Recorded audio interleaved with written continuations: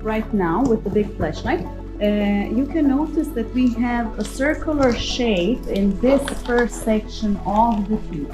What means that the lava was creating, we call it a lava pool or a lava lake. And that kind of formation is built first when the lava was melting the ground underneath the crust.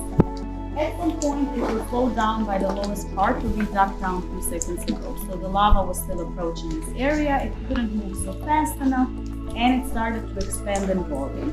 After some time, when everything starts to cool off, later on it's going to solidify, and then we can see the exact shape and form what the lava was creating. And that's the shape of the pool or of the lake. Of course, anything else that went through the pool, it started to create a second chamber and then the third chamber too. The beginning of the tube is not where the spiral staircase is found. That pull happened during the cooling down. At some point the ground cracked, it opened up a little bit. The beginning is there, and you can go closer so you can also see it better. Sure.